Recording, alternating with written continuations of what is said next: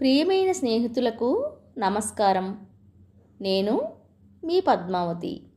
స్నేహితులు, ఈరోజు మనం కంఠంనేని కథానికలు పుస్తకం నుంచి కంఠంనేని రాధాకృష్ణమూర్తి గారు రచించిన నరబలి అనే కథానిక విందామండి. కథానిక అనేసరికి మన చిన్నప్పటి రేడియోలో కథానికలు అందరికీ గుర్తుకు వచ్చి ఒక్కసారి మన చిన్నతనం కళ్ళ ముందు కదులుతుంది కదా. మరి ఈ కథానిక నచ్చితే లైక్ చేయండి, షేర్ చేయండి, సబ్స్క్రైబ్ చేసుకుని నన్ను ఎంకరేజ్ చేయండి. ఇక కథానిక విందాం. నరబలి. కథానిక రచన కంఠంనేని రాధాకృష్ణమూర్తి. నరబలి. స్నేహితురాలతో కబుర్లాడుతున్న వనజ ఉలిక్కి పడింది. ఏమిటే అది అడిగింది. రాజ్యం. మా ఆయన పిలుస్తున్నాడు. అదేం పిలుపు? నా అవసరం వచ్చినప్పుడు అట్లాగే పిలుస్తుంటాడు. రాత్రి 11 అయిందప్పుడు.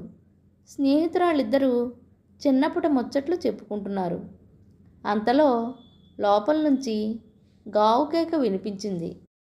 నరబలి, ఇప్పుడే వస్తాను ఆగవే అంటూ వనజ లోపలికి నడిచింది. భార్య గదిలోకి రాగానే చటుక్కున ఆమె కొంగు పట్టుకున్నాడు సత్యం. ఏమిటండి మీరు మరీను, మీ కబుర్లు ఇంకా కాలా? అసహనంగా అడిగాడు. ఆగండి, ఇంకొక అరగంట. అంత దూరాన్నించి వచ్చింది, అది ఏమనుకుంటుంది? టైం చూశాడు సత్యం. సరే, 11:05 అయింది ఇప్పుడు. సరిగ్గా 11:35కు కనుక రాకపోయావంటే అప్పుడు మాత్రం పక్కల ఇళ్ళవాళ్ళు లేచేటట్లు అరుస్తాను అన్నాడు. సరే స్వామి సరే. చేతులు రెండు పైకెత్తి దండం పెట్టిందామె. 11:30కే వచ్చేస్తాను, సరేనా? సత్యం మళ్ళీ తను చదువుకుంటున్న పుస్తకంలో లీనమయ్యాడు. రాజ్యం, వనజ ఇద్దరూ ఒక ఊరివాళ్ళు, ఒక ఈడువాళ్ళు. చిన్నప్పటి నుంచి కలిసి చదువుకున్నారు. 10 ఏళ్ల క్రితం వనజ పెళ్ళైతే 5 ఏళ్ల క్రితం రాజ్యానికి పెళ్ళయింది. వనజ పెళ్ళైన దగ్గర నుంచి వాళ్ళు పెద్దగా కలుసుకోలేదనే చెప్పాలి. చాన్నాళ్ల తర్వాత స్నేహితురాల్ని చూద్దామని వచ్చింది రాజ్యం. అవును గాని వనజ, మీ ఆయనేమిటే మాటిమాటికి నరబలి నరబలి అని అరుస్తుంటాడు అడిగింది మన్నాడు మధ్యాహ్నం రాజ్యం. ఆయనకు కొంచెం ఆ యావ ఎక్కువే నవ్వింది వనజ. ఏ యావా? కుడికన్ను మీటి కొంటిగా నవ్వింది వనజ. ఏమిటి? అవును, దాన్ని మీరు నరబలి అంటారా? బొగ్గలు సొట్టలు పడుతుంటే తల వంచుకుని ముద్దు ముద్దుగా నవ్వింది వనజ. ఓసిని అంటూ బొగ్గ మీద చూపుడు వేలుంచి ఆశ్చర్యంగా చూసింది రాజ్యం. అవును, మీ పెళ్ళయి 10 ఏళ్ళు కాలేదంటే అన్నది రాజ్యం. మళ్ళీ అయింది. ఇప్పటికీ కూడా? అవును, ఆ 3 రోజులు తప్ప ప్రతిరోజు ఉంటుంది కార్యక్రమం. పాఠక మహాశైలారా, ఆడవాళ్ళు ఇలాంటి కబుర్లు మాట్లాడుకుంటారా అని మీరు ఆశ్చర్యించారంటే మీరు సుంటాగ్రేసర చక్రవర్తుల కిందకి వస్తారు. పాఠక మహాశయనీమతుల్లారా, మేమిలా మాట్లాడతామా అని బొంగమూతితో ప్రొటెస్ట్ చేయబోయారంటే మాత్రం మీరు పరమ జాణల క్రిందకి వస్తారు. మరి మీరే అడిగింది వనజ. మేము ఒక పద్ధతి ప్రకారం ఉంటాం. నెలకి 3 సార్లు 4 సార్లు అంతే. ఆరోగ్యరీత్యా కూడా అది మంచిదట. ఈ ఆఖరు మాటలకు ఉలిక్కి పడింది వనజ. ఆ తర్వాత వాళ్ళు మరికొంతసేపు మాట్లాడుకున్నారు. రాజ్యం తన మెదడులో ఉన్న పరమ బేవార్సు భావాలన్నింటినీ ఈమె మెదడులోకి ఎక్కించింది. తెలుగు పత్రికలు, ఛానళ్ళు ఈనాడు ఇంత బేవార్సుగా ఉండడానికి ఈ బేవార్సు మెదడులే కదా కారణం. వనజ మెదడును శుద్ధి చేసి వదిలిపెట్టాక రాజ్యం తన ఊరు వెళ్ళిపోయింది. వెళుతూ వెళుతూ ఇలా అందామే. మనం చిల్లర మందలా ప్రవర్తించకూడదే వనజ, పెద్ద మనుషుల్లా ఉండాలి కానీ. తల ఊపింది వనజ. ఆ రాత్రి సత్యం ఆమెను అప్రోచ్ కాబోయినప్పుడు ఆమె తృణీకరించింది. అదేమిటి? ఆశ్చర్యంగా అడిగాడు అతను. ఇన్నేళ్లలోనూ ఆమె ఏనాడు అలా ప్రవర్తించలేదు.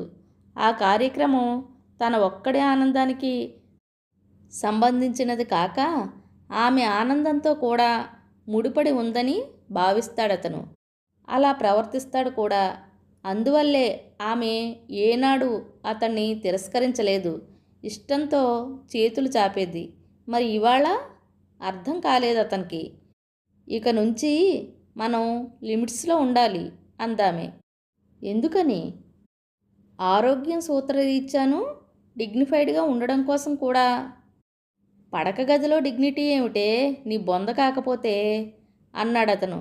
ఆమె ఏదో పరిహాసానికి అంటోందనుకుని, కానీ ఆమె సీరియస్గానే అంటున్నదని తెలిసేసరికి హతాశుడైపోయాడు. నెలకు 3 సార్లు మాత్రమే అనేసరికి మరింత బెంబేలెత్తిపోయాడు. గదిలో మంచాల్ని ఈ మూలకి ఆ మూలకి జరిపిందామె. ఇవాళ 5వ తారీఖు, మళ్ళీ 15వ తారీఖు దాకా ఈ మంచాలు ఇలా ఎడమెడంగా ఉండాల్సిందే అంది. రాత్రులు అవతల గోడ పక్క మంచం మీద నిద్ర పట్టక అతను అటూ ఇటూ దొర్లేవాడు. ఆమెకు నిద్ర పట్టేది కాదు, కానీ బయటికి మాత్రం కనపడనిచ్చేది కాదు. 10 రోజులకి ఒక్కసారి కాదే, 2 రోజులకు ఒకసారి పెట్టుకుందామే అని బ్రతిమాలేవాడు ఒక్కోసారి. మరోసారి నిద్ర పట్టక గుప్పిళ్లతో గొరిల్లాల గుండెల మీద బాదుకుంటూ నరబలి నరబలి అంటూ రంకెలు పెట్టాడు. ఇంకోసారి మధ్యాహ్నం పూట ఆమె పుస్తకం చదువుకుంటూ కూర్చుంటే చటుక్కున బట్టలు విప్పేసి గదిలో ఆమెకెదురుగా అటూ ఇటూ పరుగులు తీశాడు. ఏమిటా పరుగులు? కోసేస్తాను జాగ్రత్త అందామె కోపంగా. ఓసిని అంటూ ఉసూరుమన్నాడు. అతను బయటికి వెళ్ళాక ఆమె తలారా స్నానం చేసి తాపం తీర్చుకుందన్న సంగతి అతనికి తెలియదు. ఇలా ఓ 2 ఏళ్లు గడిచాయి. ఈలోపు వాళ్ళిద్దరిలోనూ మార్పులు జరగసాగాయి. వనజలో చిరాకు ఎక్కువ కాసాగింది. ఆమె శరీరం లావెక్కుతోంది. సత్యంలో వెనుకటి చురుకుతనం, వికాసం తగ్గిపోయాయి. మనిషి ముదిరినట్లు కనిపించసాగాడు. అంతకుముందు అతను వనజ ఎవరన్నా ఆడవాళ్లతో కూర్చుని కబుర్లు ఆడుతుంటే అటువైపు వచ్చేవాడు కాదు. ఇప్పుడు అలా కాక సరాసరి వాళ్ళ వద్దకు వచ్చి కూర్చుని హస్కులేస్తున్నాడు. ఒకసారి ఎదురింటి వాళ్ళ కొత్త కోడలు వచ్చి కూర్చుంటే పిటపిటలాడుతున్న ఆమె ఒంటివైపు ఆబగా చూస్తూ, నీ జాకెట్టు ఎవరు కుట్టారమ్మాయి? చక్కగా ఒంటికి అతుక్కునేట్లు కుట్టారు అన్నాడు. బెత్తరపోయి ఆ అమ్మాయి పారిపోయింది. మరోసారి కొత్తగా పెళ్ళైన పక్కింటి వాళ్ళ పిల్ల వస్తే, ఇవాళ శోభనమంట కదమ్మా, జాగ్రత్తమ్మా పాపం అన్నాడు. ఆ పిల్ల బెక్క చచ్చిపోయి బావురుమంటూ ఏడ్చింది. ఆ రాత్రి అవతల ఆ పిల్ల శోభనం జరుగుతుంటే యువతల వనజ తన భర్తతో లడాయికి దిగింది. మీకు రోజురోజుకు మతిపోతున్నట్లుంది. శుభమా అంటూ ఆ పిల్ల శోభనం చేసుకోబోతుంటే మీరు జాగ్రత్త పాపం అంటారేమిటి అంది. కొద్దిసేపు ఆమె మొహంలోకి చూశాడు సత్యం. తర్వాత నిదానంగా ఇలా రా అన్నాడు. ఆడవాళ్ళు గయ్యాళులు కాకుండా ఉండాలంటే రోజు వాళ్లకు శోభనాలు జరుగుతూ ఉండాలి వనజా. ఇంకొన్నాళ్ళు పోతే వాళ్ళిద్దరిలో ఇంకెన్ని మార్పులు వచ్చేవో తెలియదు కానీ ఒక చిన్న సంఘటన జరగడంతో వాళ్ళ జీవితాలు మళ్ళీ పాతగాడిలోకి మళ్ళాయి. అదేమిటంటే రాజ్యం ఉత్తరం రాస్తే భర్తతో కలిసి వనజ వాళ్ళ ఊరు వెళ్ళింది. అదే మొదటిసారి వెళ్ళడం. రాజ్యం భర్తకు పెద్ద ఉద్యోగం ఉంది, బోల్డు ఆస్తి ఉంది, చూడడానికి కూడా చక్కగానే ఉంటాడు. ఈర్షించదగ్గ జీవితం అనుకుంది రాజ్యం సంసారాన్ని చూసి వనజ. 2 రోజులు గడిచాయి. అంతా బాగానే ఉంది కానీ రాజ్యం జీవితంలో ఏదో లోటు ఉందని అనిపించసాగింది వనజకు. అదేమిటో ఎంత ఆలోచించినా అర్థం కాలేదు. రాత్రి అయ్యేసరికి రాజ్యంలో ఏదో ఎగ్జైట్మెంటు, తెల్లారేసరికి ఏదో చిరాకు కనిపించసాగాయి ఆమెకు. మూడో రోజు రాత్రి స్నేహితురాళ్ళిద్దరూ ఆ కబురు ఈ కబురు చెప్పుకుని ఏ అర్ధరాత్రి వేళో నిద్రకు ఉపక్రమించారు. వనజకు నిద్ర పట్టబోతున్న సమయాన రాజ్యం తన పక్క నుంచి లేచి భర్త గది వద్దకు వెళ్ళడం గమనించింది. సత్యం తనకు ఆరుబయటే బాగుంటుందని అంత చలిలోనూ డాబా మీద పడుకున్నాడు. రాజ్యం భర్తకు బయట పడుకుంటే జలుబు చేస్తుందట. వనజకు నిద్రమత్తంతా చెదిరిపోయింది. తనకు నీతులు చెప్పి ఇది చేయబోతోంది ఏమిటో అనిపించింది. చెవులు రిక్కించింది. సన్నగా గుసగుసలు వినిపించాయి. కుతూహలంతో వనజ తలుపు దగ్గరగా జరిగింది. ఆమెకు అనుమానం, తమ గురించి ఏమి చెప్పుకుంటున్నారోనని. ఏమిటే బాబు, నీకెప్పుడు వేళాపాళా ఉండదు అంటున్నాడు రాజ్యం భర్త. లేవండి, మీకెప్పుడూ నిద్రేను. మా వనజ మొగుడు చూడండి, పెళ్ళయి 12 ఏండ్లైనా ఇంకా రోజూ కావాలంటాడట. పోవే బాబు, అతను కామరాక్షసుడయ్యి ఉంటాడు. మీరు నీరసపు ముండా కొడుకులు. తపతప కాళ్ళు నేలకేసి కొడుతూ రాజ్యం గది బయటి వైపుకు వస్తున్నట్లు అనిపించితే వనజ వెళ్ళి చప్పున తన పక్క మీదకు చేరింది. 2 ఏళ్ల నాడు రాజ్యం తనకు నీతిబోధ చేయడం వెనక ఉన్న మనస్తత్వం ఏమిటో ఇప్పుడు అర్థమైంది ఆమెకు. ఎక్కడికి వెళ్ళావే? రాజ్యం రాగానే అడిగింది వనజ. బాత్రూంకు వెళ్ళొచ్చాను. రాజ్యం తన పక్కన పడుకోగానే వనజ లేచి నిలబడింది. వీధి తలుపు వద్దకు వెళ్ళి తలుపు తెరుస్తుంటే రాజ్యం అడిగింది, అటెక్కడికే? బాత్రూము అటు కాదు. బాత్రూముకు కాదు మరెక్కడికి? డాబా మీదకి, మా ఆయన దగ్గరకు. ఎందుకు? ఎందుకేమిటి?